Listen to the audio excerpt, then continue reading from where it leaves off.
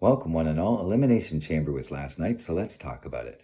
I'm the dispatcher, and this is the 50th episode of 7 Sunday Morning Hot Takes. Wow.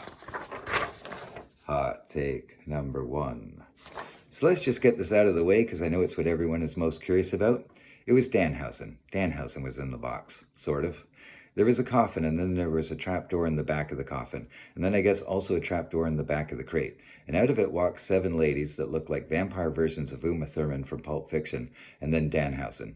They came to the ring, they did a little dance. Danhausen gave Michael Cole some teeth. They danced some more, then they disappeared. And then the crowd made a noise that sounded like booing, but also like disorientation. But I was pretty disoriented myself, so I gave the segment only 1 star, but 4.5 bananas.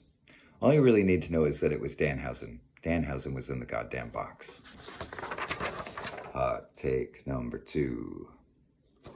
The identity of the masked man was also revealed, but I already did you a solid by telling you who was in the box, so we'll save the good stuff for later. Let's go through the matches in chronological order. Opening the show is the Women's Elimination Chamber match. Kiana starts things off with Tiffany, who had an edgier look and put in a solid workhorse effort. Alexa Bliss is the third to enter, and then Asuka comes in fourth, and there were briefly chants of "Let's go Asuka." Kiana continues to impress, and I'm very interested to see how her character evolves, because she has a very strong presence in the ring. Rhea enters fifth, and soon after, Alexa Bliss is the first elimination, getting the mist from Asuka, and then Kiana James scoring the pinfall. Raquel comes in last, and she looked like a monster. She attacks Asuka and Kiana for a double pin, but soon runs out of gas and is eliminated next.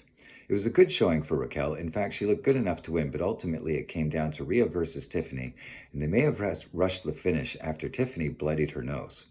Rhea versus Jade is a big draw, and it's fresh, so that's the right call. Rhea wins. I gave this match 4.25 stars, but only 2.5 bananas. Hot take number 3. The Women's Intercontinental was on the line next, and this one went pretty much how I expected it to go. When I saw that Jessica Carr was the referee, I knew that Becky Lynch was done for. Not a great match from a technical point of view, but some clever maneuvering to get to the finish. AJ Lee wins the Intercontinental and will no doubt defend it at WrestleMania against Becky Lynch, the only questions being, what will the stipulations be, and how will Jessica Carr keep her job after this? I gave this match 3 stars and 3 bananas for the effort, and because it did what it was supposed to do. Hot take number 4. CM Punk versus Finn Balor for the world title was next, and this was another good match like you would expect from these two, and Finn carried most of the offense and looked great in a futile cause. The match had a solid definitive finish, and at the end, Finn gives Punk a handshake and completes the babyface turn. I gave this match 4.5 stars, but no bananas. But that's actually a real positive when you can get a 4.5 star match without any shenanigans or major surprises, nor spectacular high-risk spots through exploding tables and wrestlers kicking out of a dozen finishers. I think it gets 4.5 stars precisely because it didn't have any of that stuff. It was just a solid classic wrestling match. Not exactly a throwback, just a straightforward story that tried to impress me with skill instead of spectacle, and I appreciated that. Hot take number 5. The last match of the night was, of course, the Men's Elimination Chamber. Javon Evans gets the unlucky draw and has to start with Cody. Trick Williams comes in third, and it seems like there are only babyfaces in this match except for the Dipstick, who comes in fourth, and everybody attacks him. I'd like to see Javon Evans versus the Dipstick if you're looking for a match that will give you that viral moment. The Tornado Splash Kick is my new favorite move, and Evans is really easy to cheer for. LA Knight comes in fifth, and Randy comes in last before any eliminations. Knight and Evans throw the Dipstick off a pod, and then Knight hits Evans with the BFT on top of the pod. The pulverizer move looks kinda dangerous. Evans is the first elimination. Then Knight has a misstep going for a top rope elbow and is taken out next, along with a small ray of hope. The atmosphere goes from grim to gloomy as Trick Williams has a stumble and the Dipstick scores his 3rd pinfall in a row. But then things get interesting as another masked man shows up and tries to climb the cage. He gets caught and pulled down by security, unmasked as just some other guy, and then while Trick Williams is leaving the chamber, yet another masked man enters and delivers a stomp to the Dipstick. This guy then takes his mask off to reveal Seth freaking Rollins has officially returned, and his enemy now is the Vision, not CM Punk. So it's Cody versus Randy, but then Drew shows up.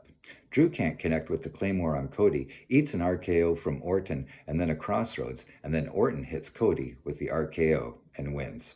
I'll be honest, after LA Knight went out, I was fully expecting Cody to win, so Orton coming out on top I think is very interesting, and I thought Cody sold the ending really well with a stunned expression on his face. Overall, I give this match 4.25 stars and 4.5 bananas. Hot take number 6. Very quickly, let's give our congratulations to the new Women's Tag Team Champions, the Irresistible Forces, Nia Jax and Lash Legend, winning the titles in a well-deserved victory on Friday night. They're a good team, and I hope they get a nice run with the belts, because there's lots of interesting matchups you could do. The first pair that comes to mind is Bayley and Lyra.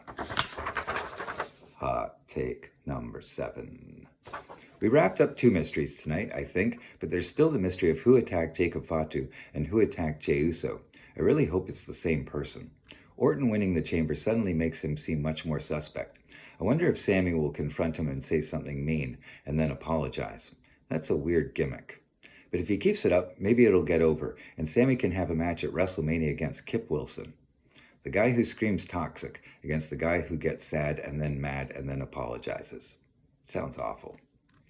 Thanks for being here. 50 episodes is quite an accomplishment, I think, but it also feels like we're nearing the end of the journey. In case you missed it, I mentioned a while back that my 52nd episode would be my last, so that's only 2 more to go. But until then, I'm the Dispatcher. You're on the top turnbuckle, and every day's a sunset flip.